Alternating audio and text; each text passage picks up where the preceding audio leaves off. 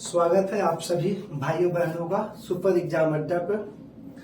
भाग 5 लगभग हम लोगों ने संविधान में समाप्त कर लिया है, लेकिन जितने भी मेरे भाई हैं अगर वो प्रीवियस ईयर एग्जाम की तैयारी करते हैं तो संसद में भाग 5 में जो हमारी संसद है, राज्यसभा और लोकसभा, इन दोनों पार्टों में कुछ समितियां कार्य करती हैं, संसदीय समितियां, और इनके क्वेश्चन तुमको हमेशा देखने को मिल जाएंगे। संसदीय समितियों से संबंधित प्रश्न तुमको हमेशा देखने को मिल जाएंगे। तो कल का वीडियो थोड़ा बड़ा होने के कारण मैं समितियों की चर्चा नहीं कर पाया था, तो आज की क्लास में समितियों की चर्चा करेंगे और भाग 5 की समाप्ति करेंगे। भाग 5 में आएंगे हम न्यायपालिका में। ठीक, तो सबसे पहले हम चलेंगे संसदीय समितियों पे। संसदीय समितियां, आपके सामने हेडिंग लगी हुई है संसदीय समितियां। इसमें अगर हम आपसे कहें कि सारी की सारी समितियां बहुत महत्वपूर्ण है, सभी पढ़ना है, तो ऐसा नहीं है। समितियों के साथ दो वर्ग हैं, पहला अस्थायी समितियां और दूसरा तदर्थ या अस्थायी समितियां। पहली समितियां कौन सी हैं? अस्थायी समितियां। दूसरा है तदर्थ या अस्थायी समितियां। तो सबसे पहले इस फोटो में तुम अभी इसको पूरा ग्राफ बनाने के चक्कर में मत पड़ो। सबसे पहले तुम आओ अस्थायी समितियों पे। सबसे पहले किस पे आओगे? अस्थायी समितियों पे आओगे। तो हेडिंग लिखो अस्थायी समितियां। अस्थायी समितियां, अस्थायी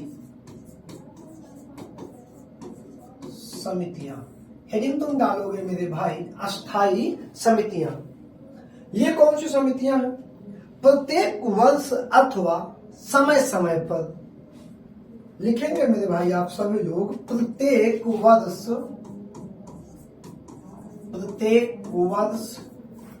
अथवा समय समय पर इन समितियों का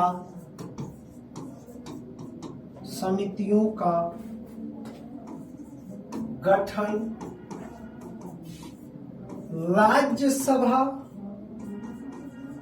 व लोकसभा के द्वारा किया जाता है। किसके द्वारा किया जाता है? राज्यसभा एवं लोकसभा के द्वारा किया जाता है, जिसमें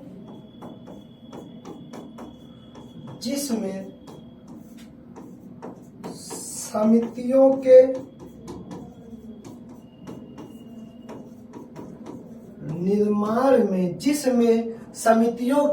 निर्माण में सबसे महत्वपूर्ण भूमिका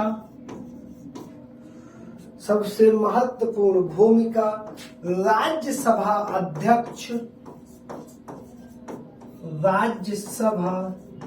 अध्यक्ष एवं लोकसभा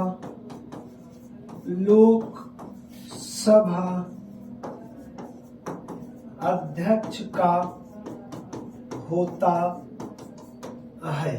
क्या होता है सर? ये पॉइंट क्लियर हुआ? समितियों के गठन में सबसे महत्वपूर्ण भूमिका किसकी होती है? राज्यसभा के अध्यक्ष की या लोकसभा के अध्यक्ष की। ये अस्थायी समितियां हैं जो प्रत्येक वर्ष अथवा जो उनकी निश्चित टाइमिंग बनाई जाती है उसके लिए गठित की जाती है। अब अगर लिखें तो वर्तमान में, नीचे लिखना शुरू करोगे मेरे भाई लोग, सभी लोग। चलो, जितना डीप पढ़ा रहा हूं बस एक पॉइंट समझ लेना कि अच्छे से लिखते चलो, बस आगे की मैं गारंटी लेता हूं कि एक क्वेश्चन बच जाएगा तो बताना। एक प्रश्न आदो यादो, लोअर पीसीएस, यूपीएसआई, यूपीपी, एक इंडिविजुअल प्रश्न बाहर से नहीं रहेगा। ठीक, तो लिखो वर्तमान में लोकसभा एवं राज्यसभा में कुल 45 समितियां कार्यरत 45 समितियां कार्यरत हैं। वर्तमान में लोकसभा एवं राज्यसभा में कुल कितनी समितियां कार्यरत हैं? कुल भैया 45 समितियां क्या हैं? कार्यरत है। तो ये पहला पॉइंट हो गया। तो अगला लिखोगे जिसमें लोकसभा और राज्यसभा, टोटल कितनी समितियां कार्यरत हैं? 45 समितियां कार्यरत हैं, जिसमें लोकसभा और राज्यसभा की 24 संयुक्त समितियां हैं। 24 क्या है मेरे भाई? 24 संयुक्त समितियां कार्यरत हैं। अब 24 समितियां संयुक्त कार्यरत हैं, तो 9 समिति राज्यसभा में कार्यरत है, तथा अगली कितना बचेगी? 12 समिति लोकसभा में क्या है? कार्यरत है। तो वर्तमान में कितने भी डीप क्वेश्चन तुमसे पूछेगा कि कुल कितनी समितियां कार्यरत हैं, तुम बता दोगे कुल भैया 45 समितियां कार्यरत हैं। कितनी संयुक्त समितियां कार्य कर रही हैं, तुम बता दोगे सर 24 संयुक्त समितियां कार्य कर रही हैं। कितनी लोकसभा की राज्यसभा की समितियां हैं, राज्यसभा, तुम बता दोगे सर राज्यसभा की 9 समितियां कार्यरत हैं, और कितनी लोकसभा की हैं, तो बता दोगे 12 समितियां हैं। ये हमारी समितियां सर क्या हो गई? अस्थाई समितियां। ये पॉइंट क्या हो गया? अस्थाई समितियां। अब अस्थाई समितियों के बाद दूसरी हेडिंग, तो अभी मैं एक एक पॉइंट इतिहास पे आऊंगा। अभी तुम लिखो अस्थाई समितियां। अब हेडिंग क्या है हमारी? अस्थाई समितियां। क्या हेडिंग है मेरे भाई? अस्थाई समितियां। ये अस्थाई समितियां हैं,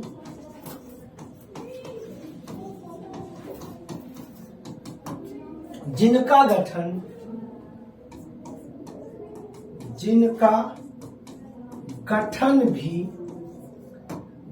गठन भी लोकसभा एवं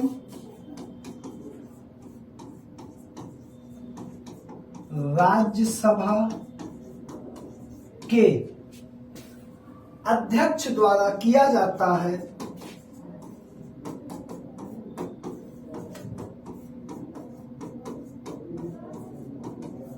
लोकसभा एवं राज्यसभा के किसके द्वारा किया जाता है सर? अध्यक्ष के द्वारा किया जाता है। लेकिन कब? जब विशेष कार्य के दौरान। ये परमानेंट समितियां नहीं जिनको बनाना ही है। ये कैसी समितियां हैं? कोई काम आ गया, कोई जांच आ गई, कुछ विशेष परिस्थितियों में अस्थायी समितियों का गठन किया जाता है। इसमें 2 प्रकार की समितियां होती हैं। कितने प्रकार की समितियां होती हैं? 2 प्रकार की समितियां इसमें होती हैं।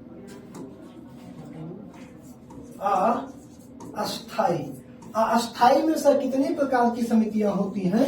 2 प्रकार की समितियां होती है। कितने प्रकार की? 2 प्रकार की। पहली संयुक्त प्रवर समिति,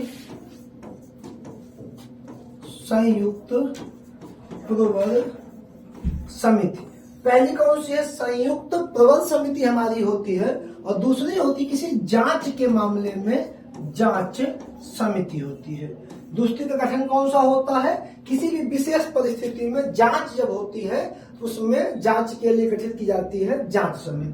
तो अस्थायी संयुक्त प्रवर समिति और अस्थायी जांच समिति। ठीक, समितियां कितने प्रकार की हो गई तुम्हारे सामने? 2 प्रकार की हो गई।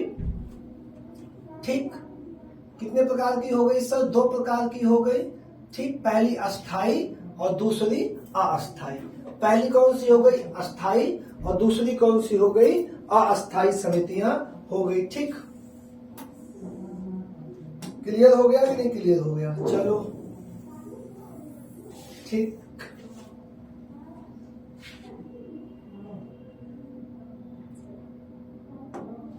ठीक। अब आते हैं हम लोग भारत की समिति के इतिहास की ओर बढ़ते हैं आगे थोड़ा सा। यहां तक पॉइंट आप लोग लिखे लिए होंगे। तो अब आ जाओ भारत में समितियों का इतिहास क्या है। तो भारत में समिति, यहाँ पे क्वेश्चन भी आता है भारत में समिति प्रणाली कब प्रारंभ हुई। तो यहाँ पे लिखिए समिति प्रणाली का प्रारंभ। समिति प्रणाली का प्रारंभ किसका प्रारंभ सर? समिति प्रणाली का प्रारंभ कब प्रारंभ हुई? तो यहाँ पे लिखना आप शुरू करेंगे मेरे भाई पहला पॉइंट लिखना शुरू करेंगे कि भारत में समिति प्रणाली, भारत में समिति प्रणाली की शुरुआत मॉन्टेग्यू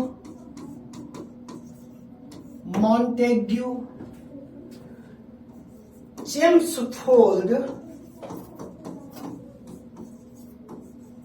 सुधार अधिनियम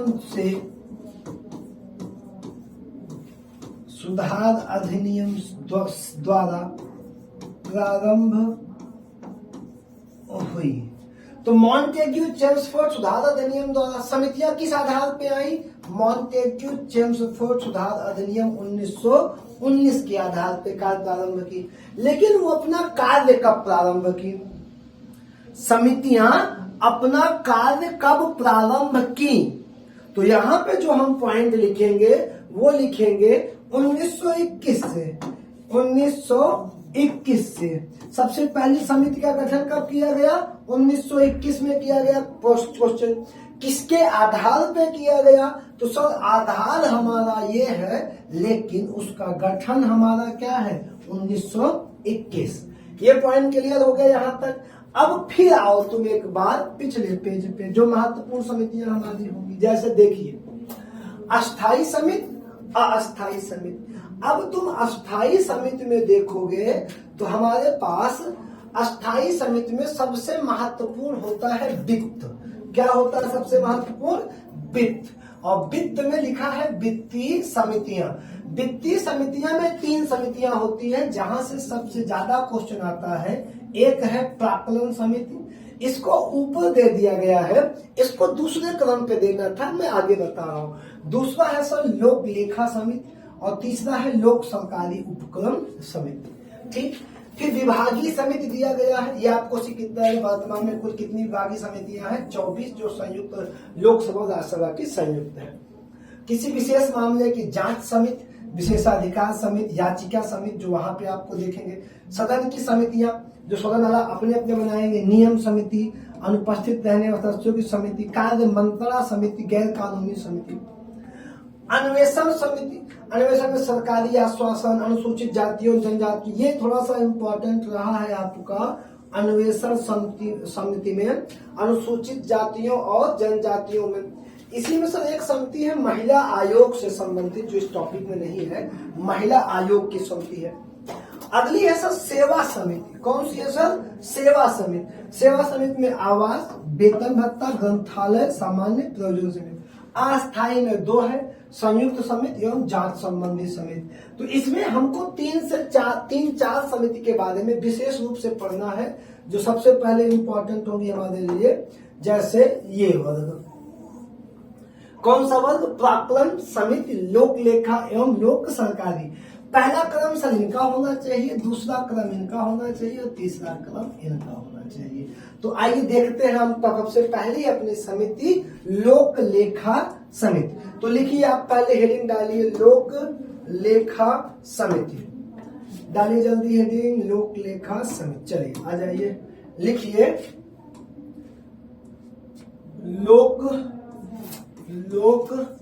लेखा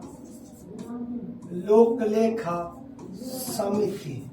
सर क्या लिखेंगे? लोक लेखा समिति। मैंने क्यों कहा कि यह समिति सबसे पहली होनी चाहिए? तो पहली लाइन लिखोगे यह सबसे प्राचीन समिति है। यह सबसे कैसी समिति है? यह सबसे प्राचीन समिति है। कौन सी? लोक लेखा समिति। इसका गठन, दूसरा पॉइंट, इसका गठन 1919 के आधार पर, किसके आधार पर? 1919 के आधार पे 1921 में हुआ या 1921 में किया गया। कब किया गया? 1919 के आधार पे 1921 में इस समिति का क्या किया गया सर? गठन किया गया। अब यहाँ तो ठीक था, लेकिन अब अगला जो इम्पोर्टेंट पॉइंट इसमें पूछेगा, क्या पूछेगा देखिए, इस समिति में कितने सदस्य होते हैं? तो लिखेंगे वर्तमान में इस समिति में 22 सदस्य होते हैं। मोस्ट इंपॉर्टेंट पॉइंट है, कितने सदस्य होते हैं भैया? 22 सदस्य होते हैं। अब इन 22 सदस्य को तुम बांटोगे, कहां बांटोगे? लोकसभा और राज्यसभा में बांटोगे। तो लोकसभा के 15 मेंबर होते हैं और बाकी कितने बचे? 7 बचे। तो 7 मेंबर कहां से आएंगे? राज्यसभा से। लोक लेखा समिति सबसे प्राचीन समिति, किस आधार पे? 1919। अब वर्ष 1921 कितने सदस्य हैं? 22। लोकसभा से 15 और राज्यसभा से 7। यहां तक पॉइंट क्लियर हो गया। अब अगली लाइन तुमको ये लिखनी है,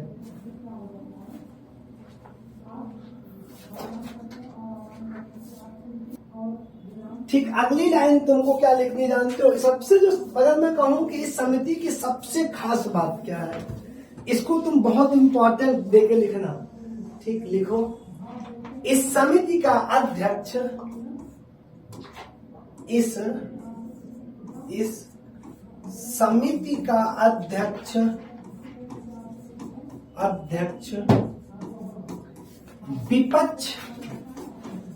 विपक्षी दल का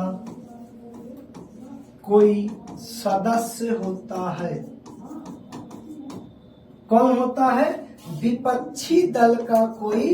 अगर भाजपा की सरकार है तो दूसरा जो सबसे बड़ा विपक्षी दल होगा कांग्रेस का सदस्य, इसका क्या होगा? अध्यक्ष होगा। ये सबसे यूनिक व्यवस्था है, ठीक है। जिसका जो मेंबर है वो, जैसे मेंबर है कि समिति का अध्यक्ष की विपक्षी दल का कोई नेता होगा, तो विपक्षी दल का नेता होगा। मेरी बात को समझ दो ना। तो विपक्षी दल कहाँ होगा? लोकसभा का होगा। और दूसरी लाइन लिखोगे, अध्यक्ष का चुनाव लोकसभा से किया जाएगा।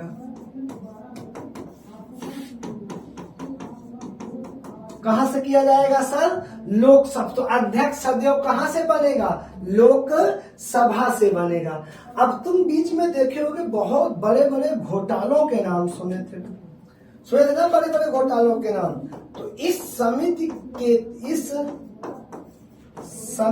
के जांच के माध्यम से, किसके माध्यम से? जांच के माध्यम से भारत के विभिन्न घोटाले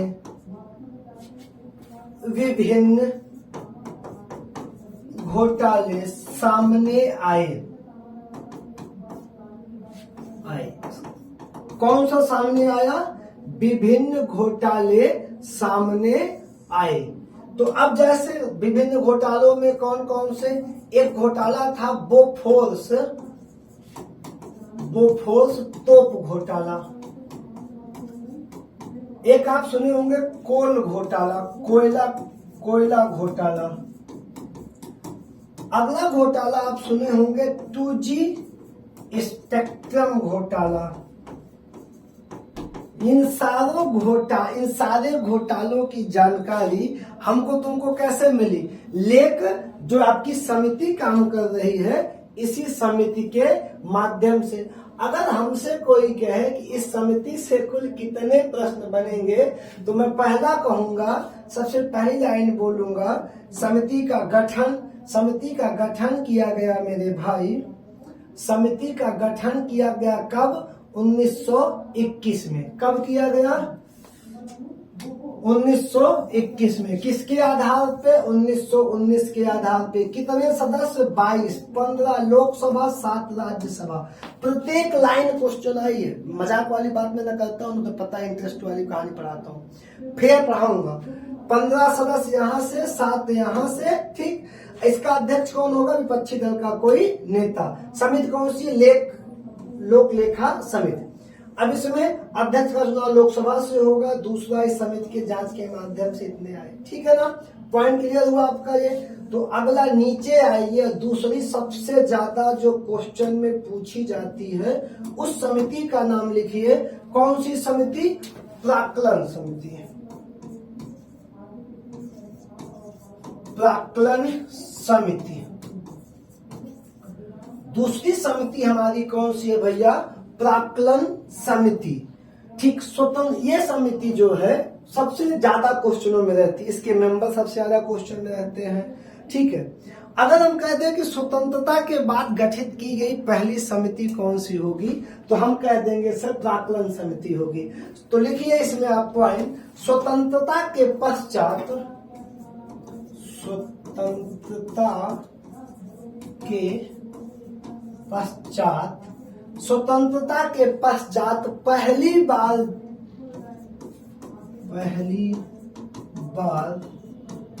जॉन मथाई के सिफारिश पर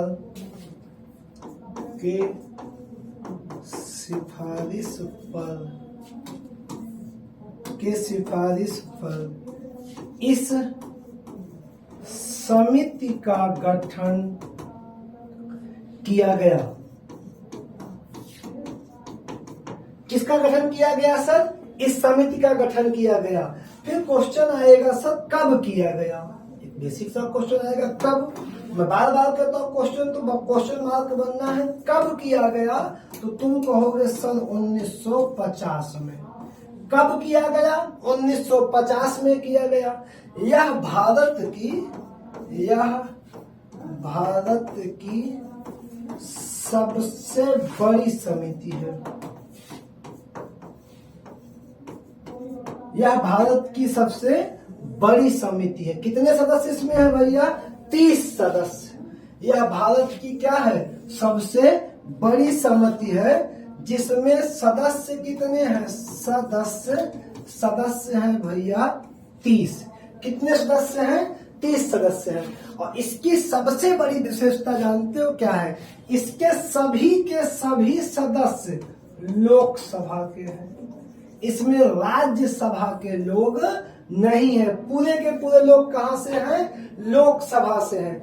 इस समिति को एक नाम है, इस समिति को एक नाम और दिया जाता है अस्थाई मितव्ययिता समिति। अस्थाई मितव्ययिता समिति। इस समिति का एक नाम और है अस्थाई मितव्ययिता समिति कही जाती है। गठन 1950 में। सभी सदस्य लोकसभा से। सदस्यों की संख्या 30। सदस्यों की संख्या 30। अब अगली हमारी समिति होगी, जो तीसरी समिति हम आपको दिखा रहे थे यहाँ पे, कौन सी होगी? ये वाली लोक सरकारी या उपक्रम समिति। तो आप लिखिए तीसरी समिति सार्वजनिक लोक उपक्रम समिति। हेडिंग डालिए सार्वजनिक। आप एक हेडिंग डालेंगे मेरे भाई, क्या डालेंगे? सार्वजनिक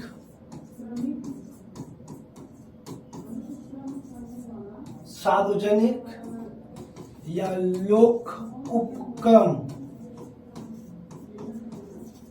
समिति। सार्वजनिक या लोक उपक्रम समिति। सार्वजनिक या लोक उपक्रम समिति। तो आप इसको लिखेंगे कि इस समिति का गठन, इस समिति का गठन कृष्ण मेमन समिति की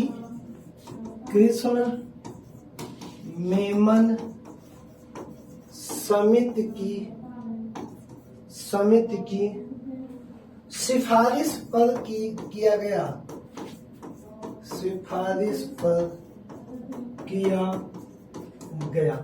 इस समिति का गठन किसके सिफारिश पर किया गया?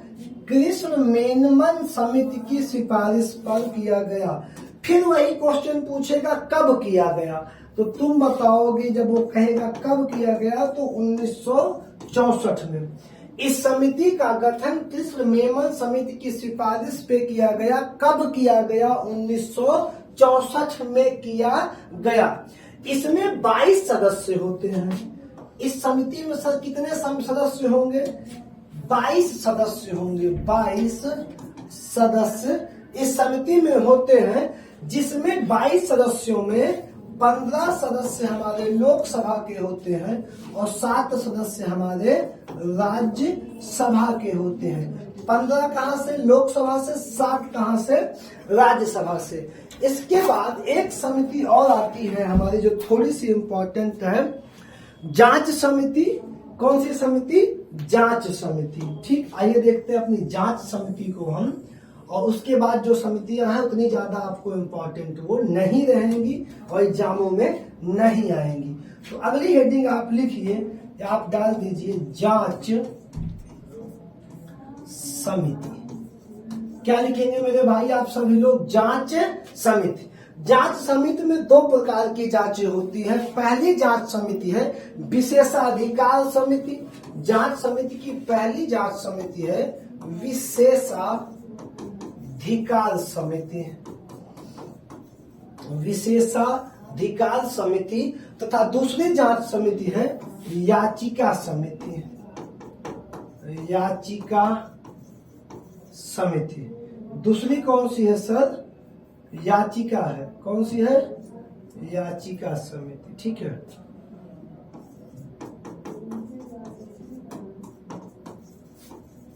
दूसरी कौन सी है सर? याचिका समिति है। 2 समितियां आपके सामने हैं, विशेष अधिकार समिति और याचिका समिति। तो याचिका समिति की अगर शॉर्ट लाइन में बात करें तो इसमें टोटल 25 सदस्य होते हैं। 25 सदस्य होते हैं, जिसमें 15 लोकसभा से होते हैं, 10 राज्यसभा से होते हैं। कौन कितने होते हैं? 15 सदस्य लोकसभा से होते हैं और 10 सदस्य राज्यसभा से होते हैं। ठीक। अब विशेष क्या है? विशेषाधिकार समिति है। विशेषाधिकार समिति में तुम एक लाइन लिख लोगे, 1 या 2 लाइन, कि दोनों सदनों के पीठासीन, दोनों सदनों के पीठासीन, दोनों सदनों में तुम लोकसभा और राज्यसभा दोनों को लेकर चलोगे। दोनों सदनों के पीठासीन का अधिकारी, पीठासीन अधिकारी इस समिति में भाग लेते हैं। दोनों सदनों के पीठासीन अधिकारी इस समिति में क्या करते हैं? और नंबर ऑफ संख्या डिक्टो यही उठा के तुम रख लो, 15 लोकसभा और 10 राज्यसभा। ठीक।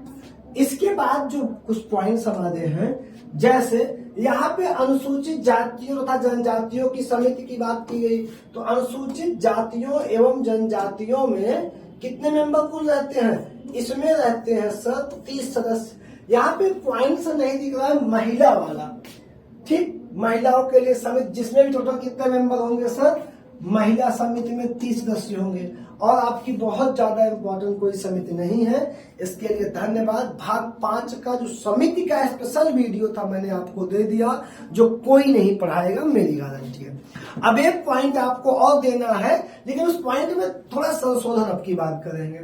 जो लगता है मुझसे इसके पहले वाले में थोड़ी गलती हुई है। जानते हो क्या संशोधन करने के मूड में हूँ? अब संशोधन समझो तुम क्या करना है। जैसे मैं तुमको पढ़ा रहा था भाग 5 भाग 6, यही एक अंतर तुमको समझाने बार बार मैं कोशिश करता हूँ। जैसे क्या था सर? भाग 5 संघ सबको पता है। भाग 6 राज्य, ये भी सब बच्चों को पता है। संघ, क्योंकि मैं बार बार कह रहा हूँ कि हेडिंग याद रखो विषय की। संघ में 3 चीजें हैं सर और राज्य में 3 चीजें हैं सर। संघ में 3 पॉइंट है सरकार के अंग में, शासन के अंग में। राज्य में 3 चीजें हैं। संघ में पहला कौन है? राष्ट्रपति। अगर अब एक साथ में पढ़ाता तो राज्य में सेम पावर में कौन सा व्यक्ति आएगा? राज्यपाल। संघ में दूसरा सदन है, 2 सदन है, सब जगह पता है, राज्यसभा। अब आपको पता है 6 राज्यों में राज्य में विधान परिषद है, ये भी उच्च सदन है वहां का। विधान परिषद, दोनों की सेम पावर, दोनों उच्च सदन, राज्य का केंद्र का। यहाँ पे है लोकसभा, यहाँ पे है आपका विधानसभा। ठीक। अब एक मंत्र और है यहाँ पे, चौथा। तो अगर हम क्या करते, एक साथ भाग 5 का ये पावर, ये पावर, ये और ये और ये मिला दिए होते, दोनों की विधानसभा, दोनों की, तो समझ में आता। लेकिन अब लास्ट में क्या करेंगे, जो हो गया सर, इनमें भी है क्या, न्यायपालिका। जब तुम भाग 6 की न्यायपालिका देखोगे तो हाई कोर्ट, सिविल कोर्ट, ग्राम न्यायालय, पंचायत। अब यहाँ पे देखोगे तो सुप्रीम कोर्ट। अब हम जो अगली हेडिंग क्लास शुरू करेंगे वो शुरू करेंगे भारत में न्यायपालिका। उसमें जब तक सुप्रीम कोर्ट पढ़ाएंगे तब तक चलेगा सुप्रीम कोर्ट भाग 5, और जब हाई कोर्ट या ग्राम न्यायालय पाएंगे शुरू हो जाएगा आपका भाग 6। हम बताते हुए समझाते चलेंगे। धन्यवाद, आज की क्लास यहीं तक।